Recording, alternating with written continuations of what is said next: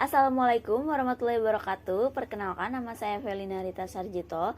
Di sini saya akan membuat video presentasi mengenai efek atau dampak dari adanya komunikasi antar budaya. Yang saya bahas di sini adalah masuknya budaya Korea ke Indonesia. Komunikasi antar budaya sendiri adalah komunikasi yang terjadi di antara orang-orang yang memiliki kebudayaan yang berbeda-beda. Untuk perbedaannya sendiri itu bisa terletak pada perbedaan ras, perbedaan etnik, perbedaan sosial ekonomi, maupun perbedaan dari gabungan ketiganya. Jadi bisa dikatakan kebudayaan merupakan cara hidup yang berkembang dan dianut oleh masyarakat serta berlangsung dari generasi ke generasi. Komunikasi antar manusia bisa dikatakan juga sebagai komunikasi antar budaya. Hal itu dikarenakan dalam komunikasi antar budaya juga selalu mempunyai tujuan tertentu, yakni bisa menciptakan komunikasi yang efektif melalui pemaknaan yang sama atas pesan yang dipertukarkan. Bahkan sebenarnya adanya komunikasi budaya ini memiliki tujuan yang antara lain adalah untuk menyatakan identitas sosial dan menjembatani perbedaan antar budaya dengan melalui perolehan informasi baru, mempelajari sesuatu yang baru yang tidak pernah ada dalam kebudayaan, dan sekadar juga untuk mendapatkan hiburan. Komunikasi antar budaya yang intensif juga dapat merubah persepsi atau sikap orang lain, bahkan dapat meningkatkan kreativitas seseorang. Menurut William Howell, setiap individu bahkan memiliki tingkat kesadaran dan kemampuan yang berbeda-beda dalam berkomunikasi antar budaya.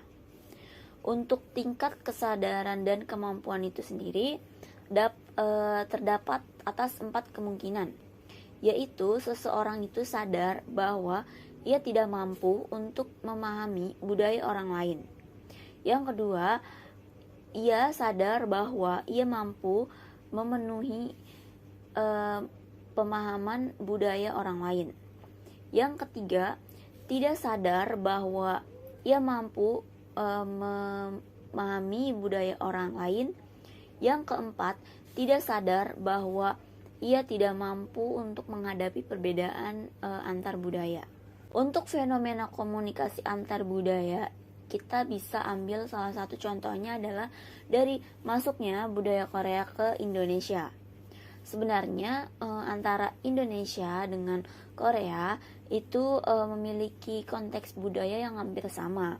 Hanya saja ada perbedaan di penerapan disiplin waktu, di mana di Korea disiplin waktu ini sangat dijunjung tinggi karena itu menjadi bukti bahwa kita dapat menghargai waktu orang lain. Tidak hanya itu saja, fenomena menarik lainnya yang terjadi adalah penggunaan pesan nonverbal yang dilakukan antara idol dan penggemarnya saat melakukan komunikasi.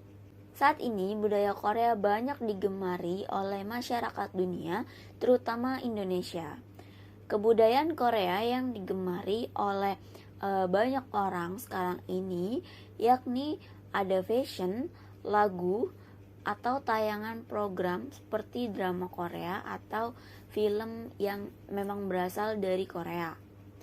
Tidak hanya itu saja, segala hal yang berhubungan dengan Korea juga menarik perhatian generasi milenial saat ini. Bahkan mereka juga ingin menunjukkan identitas Korea melalui produk-produk yang mereka beli maupun mereka pakai. Dan produk-produk yang kemungkinan bisa dibeli atau yang memang mereka pengen itu asli dari Korea.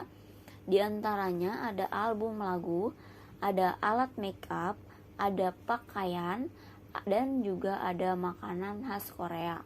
Dengan munculnya budaya K-pop di Indonesia, sikap fanatisme terhadap idol K-pop juga semakin besar dan meningkat Bahkan generasi milenial menjadi terdorong untuk melakukan imitasi atau meniru sesuatu yang berkaitan atau berhubungan semuanya tentang Korea.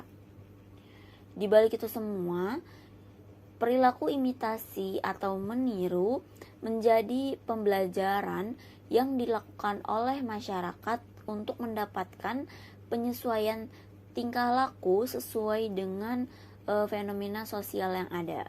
Masuknya budaya Korea ke Indonesia pastinya ada dampak dan bisa dampak negatif maupun dampak positif. Untuk dampak positifnya sendiri yang bisa kita dapatkan dari masuknya budaya Korea ke Indonesia adalah menambah wawasan kita terhadap budaya dari negara lain. Yang kedua, mengerti dan lebih memahami tentang kebudayaan di negara lain. Yang ketiga, mampu memperluas pertemanan. Yang keempat, mau menguasai bahasa asing. Yang kelima, bisa dijadikan lapangan pekerjaan. Yang keenam, mengurangi beban pada pikiran. Yang ketujuh, terhindar dari kenakalan remaja yang ada sekarang ini. Ke-8, dan masih banyak lagi yang lainnya. Sedangkan untuk dampak negatifnya sendiri itu ada membuat kita menjadi lupa waktu, menjadi lebih suka mendengarkan musik luar atau musik K-pop daripada musik lokal. Ketiga, menjadi lebih boros karena kita pasti banyak mau membeli album, membeli yang kayak make up yang emang berasal dari Korea ataupun dari luar negeri yang emang ada idola yang kita sukain dan kita tuh pengen meniru dia gitu.